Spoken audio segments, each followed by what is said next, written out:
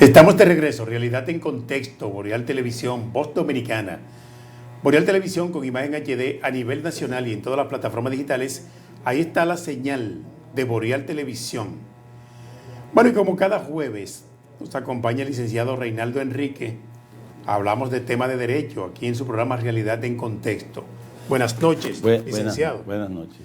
Mire, es importante que hablemos hoy sobre el alcance de la Ley 4520 sobre garantías mobiliarias, su impacto en las pymes y otras empresas importantes, una ley de la que tal vez la población la conoce poco. Aquí en este país tenemos muchas leyes y esa es de aplicación, esa ley está en aplicación, pero la población no la conoce. Hablemos de esta ley. Sí, fíjese, con relación a esa ley, esta ley tiene como propósito crear un efecto de ampliación al uso de las garantías mobiliarias.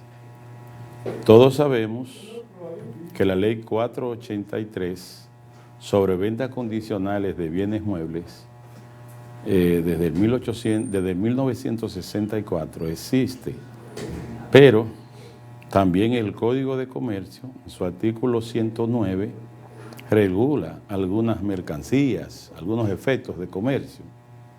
El Código Civil también habla sobre lo que tiene que ver con la prenda, recuerde usted.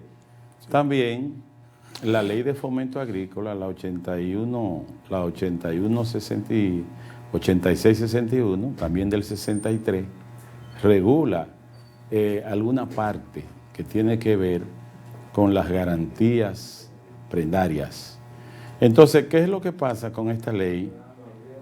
Esta ley que data de febrero del año 2020, que en principio cuando fue promulgada, cuando fue, digamos, publicada, se entendía que debía entrar en vigencia más tardar 10 meses, como así lo dispone la misma ley, pero a la llegada de esos 10 meses, es decir, en diciembre, ya para el 18, el 20 de diciembre del año 2020, pues como no existía un sistema electrónico de garantías mobiliarias que tuviera que ver con esa orden de prelación o de preferencia sobre las inscripciones para que pueda incentivarse ese mercado de las garantías mobiliarias, pues entonces lo que se hizo fue que se generó 8 meses después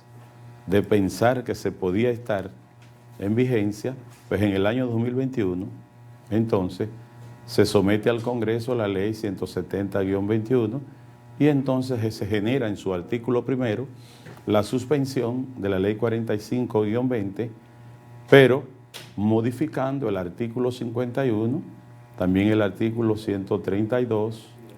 ¿Para qué? Para que se pueda entonces implementar ese sistema electrónico de garantías mobiliarias y así entonces contar con una garantía preferente de que todo aquel acreedor que pueda hacer contrato con las empresas llamadas pymes, pequeñas y medianas empresas, así como con las entidades de intermediación financiera. Usted sabe que hay un flagelo fuerte, comercial, cuando las entidades bancarias patrocinan la venta de vehículos, que se hacen muchas ferias. Usted creo que tiene conocimiento de eso. Sí. Y entonces ese mercado se amplía y se crea entonces esa nueva ley que suspende, pero esa nueva ley implementó simplemente la suspensión y la incorporación de los textos que habían sido derogados de manera parcial y temporal. ¿Y qué pasó?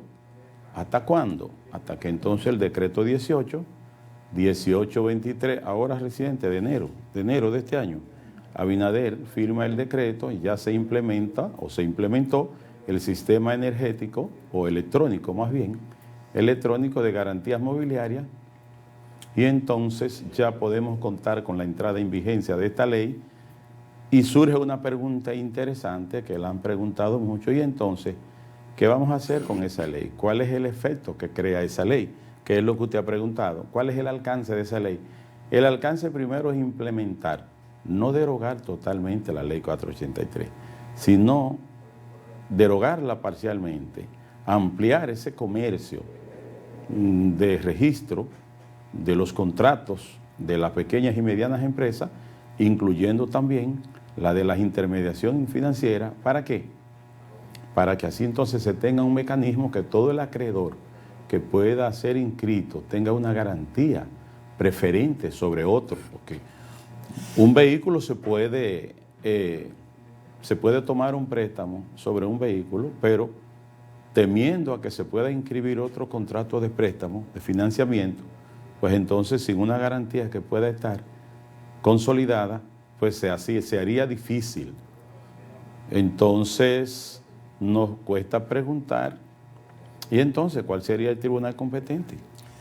Efectivamente, partiendo de esa realidad, debo preguntarle si el ámbito de aplicación e interpretación de esta ley también tiene por base regular el crédito. Sí, pero el crédito sobre las garantías mobiliarias. Entiéndase, bien.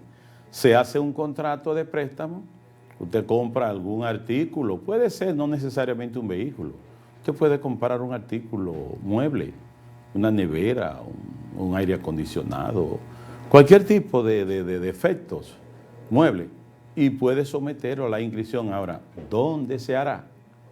En el Ministerio de Industria y Comercio, que es donde se va a implementar o donde está implementado el sistema electrónico de garantías mobiliarias, para que así pueda entonces tener efecto la inscripción, como si se tratase de un contrato de hipoteca.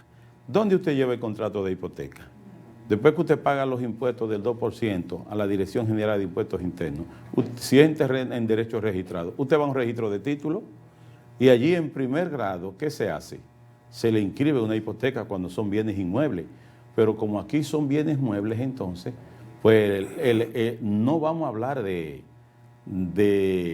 primer grado, de segundo grado, de tercer grado la hipoteca, sino de lo que se va a hablar son de préstamos prendarios con o sin desapoderamiento, recuerde bien, con o sin desapoderamiento, y el efecto que tendrá, el alcance que tendrá, será la fecha de la inscripción de ese contrato, correlacionado con ese financiamiento o con ese crédito que sirvió de base para la compra de ese artículo mueble.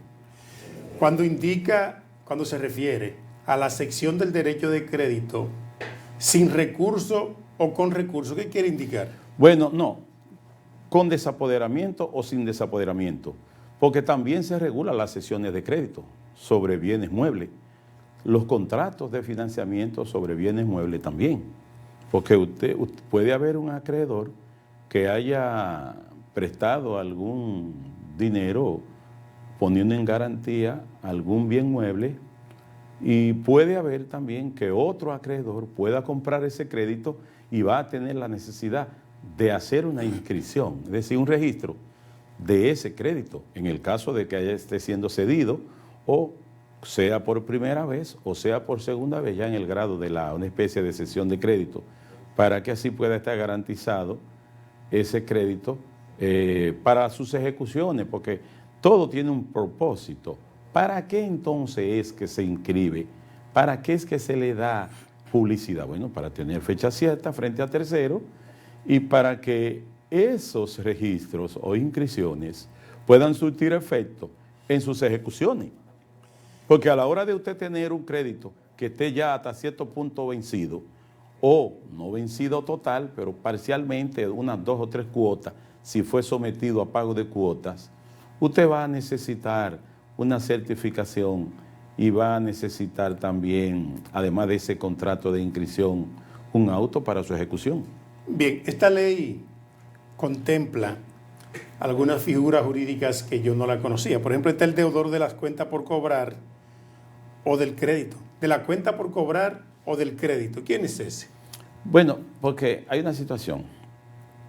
La empresa, la pequeña o mediana empresa que esté dando artículos, vendiendo artículos o efectos muebles a crédito, es decir, bajo financiamiento, necesariamente va a haber un concepto de cuenta por cobrar, porque va a haber algunos deudores que van a estar al pendiente del pago, y usted sabe que muchas veces esos préstamos se dan a 18 meses, 12 meses, 24, 36 meses. En su gran mayoría, como son artículos, bienes muebles, se dan entre 6 meses, 12 y 18, y hasta 2 años.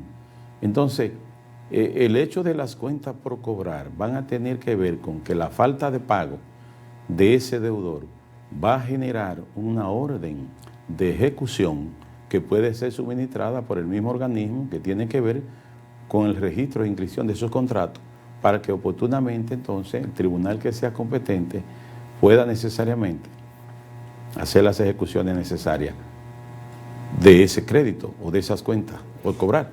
Bien, aquí me habla también la ley de la figura del deudor garante. Desde siempre sabemos que desde que usted suscribe un crédito como garante, desde ese momento, en el hipotético caso que el deudor incumpla, usted es el deudor.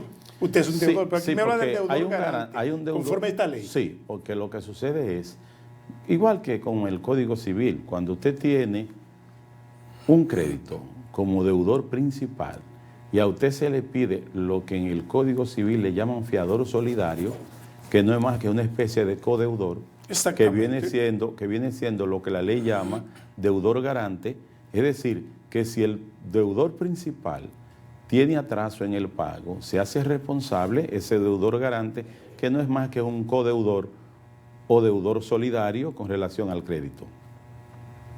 Esa es la situación. Ah, perfecto. ¿Y hay algún sistema electrónico? Me habla del sistema electrónico de inscripción o formulario. ¿Qué es eso? Bueno, lo que sucede es que cuando se va a hacer una inscripción hay que llenar un formulario. Hay que llenar un formulario que convengan las partes, porque hay 3 formas.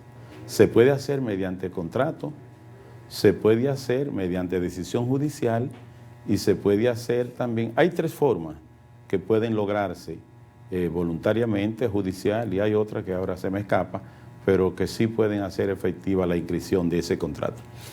Vamos a la pausa. Retornamos en breve con otros temas en su programa Realidad en Contexto.